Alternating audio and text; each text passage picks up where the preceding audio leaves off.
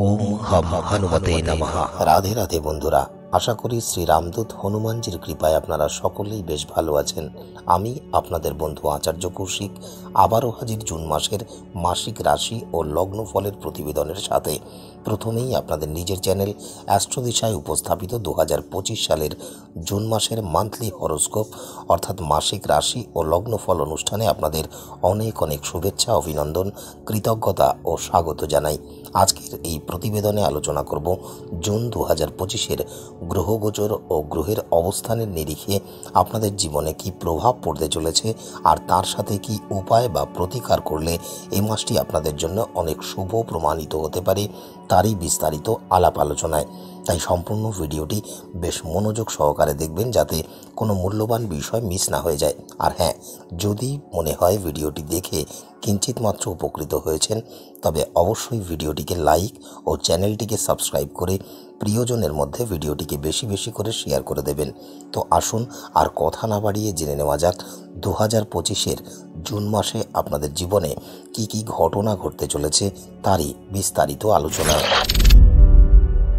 রাশিচক্রের তৃতীয় রাশি ও বায়ুতত্ত্বের রাশি মিথুন, আর এই রাশির অধিপতি হলেন বুদ্ধি, বাণী, ব্যবসা, গণিত, জ্ঞান, যোগাযোগ ক্ষমতা, চিন্তাভাবনা ইত্যাদির কারগ্রহ এবং গ্রহদের যুবরাজ বুধ। মিথুন রাশি ও মিথুন লগ্নের জাতক জাতিকাদের জন্য জুন মাস বেশ ইতিবাচক ও অনুকূল মাস হতে চলেছে। যেহেতু সম্পূর্ণ মাস জুড়েই দেবগুরু বৃহস্পতি আপনাদের রাশিতে অবস্থান করে থাকবেন, সেই কারণে আপনাদের বেশ পরিশ্রমী করে তুলতে অনেক সহায়তা করবে এবং আপনারাও আপনাদের কর্মক্ষেত্রে বেশ শক্তিশালী অবস্থানে আসীন হতে পারবেন।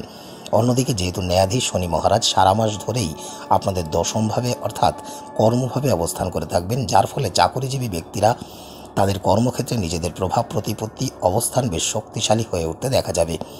দেবগুরু বৃহস্পতি ও ন্যায়াধীশ শনি মহারাজের সম্মিলিত প্রভাবে বা কৃপায় আপনারা আপনাদের ব্যবসাতেও অনেক উন্নতি ও অগ্রগতি করতে সক্ষম হবেন। আপনাদের সামাজিক অবস্থান ও গ্রহণযোগ্যতা বেশ উন্নত হতে দেখা যাবে। যেহেতু আপনাদের রাশির অধিপতি গ্রহের যুবরাজ বুধ মাসের শুরুতেই আপনাদের দ্বাদশভাবে ভগবান সূর্য নারায়ণের সাথে সংযুক্তি ঘটাবেন এবং বুধাদিত্য যোগের সূচনা করবেন, এবং মাসের 6 তারিখে বুধ স্বরাশি মিথুন রাশিতে অর্থাৎ আপনাদের রাশিতে গোচর করবেন। মাসের 15 তারিখে ভগবান সূর্য নারায়ণ আপনাদের রাশিতেই গোচর করে বুধাদিত্য যোগের সূচনা করবেন এবং দেবগুরু বৃহস্পতিও আপনাদের রাশিতেই অবস্থান করে থাকবেন। সুতরাং এই সময়টি আপনাদের জন্য খুব অনুকূল সময় হিসেবেই প্রমাণিত হবে।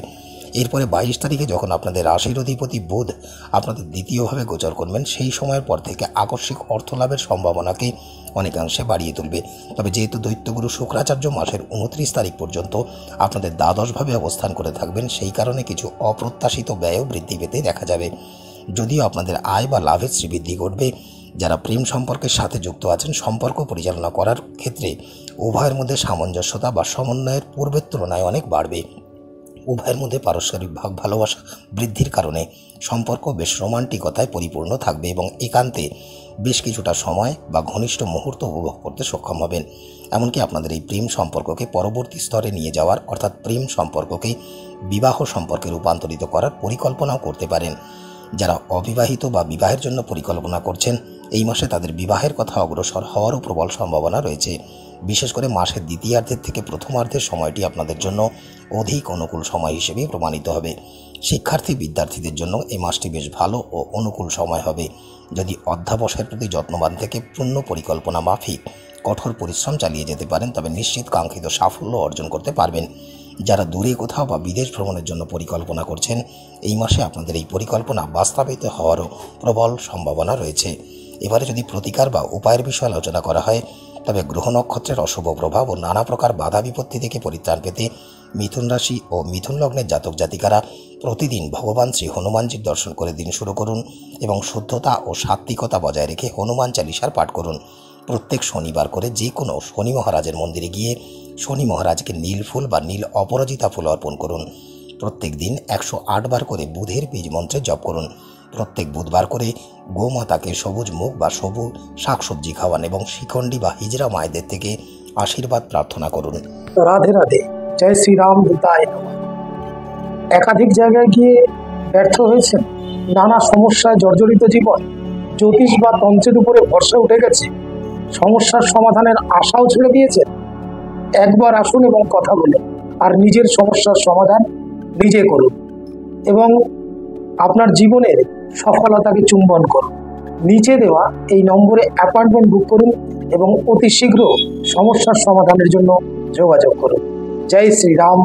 রাধে রাধে। যে কোনো প্রকার সমস্যায় জর্জরিত জীবন, নানান উপায় করেও জীবনে কোনো রকম সফলতা পাচ্ছেন না, একাধিক জায়গায় গিয়েও বারংবার ব্যর্থ হয়ে ফিরেছেন, আর সময় নষ্ট নয়, আজই যোগাযোগ করুন সংকটমোচন শ্রী রামদূত হনুমানজির কৃপাপাত্র জ্যোতিষ আচার্য কৌশিক গুরুজির সাথে। গুরুজির নির্দেশ মতন প্রতিকার করুন আর নিজের ভাগ্য নিজেই পরিবর্তন করুন। আর হ্যাঁ, গুরুজির সঙ্গে অনলাইনেও যোগাযোগ করতে পারেন। তবে আর দেরি কেন, আজই যোগাযোগ করুন স্ক্রিনে দেওয়া এই নম্বর 9832876165।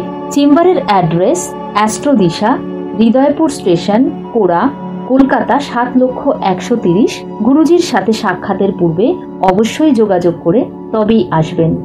রাধে রাধে।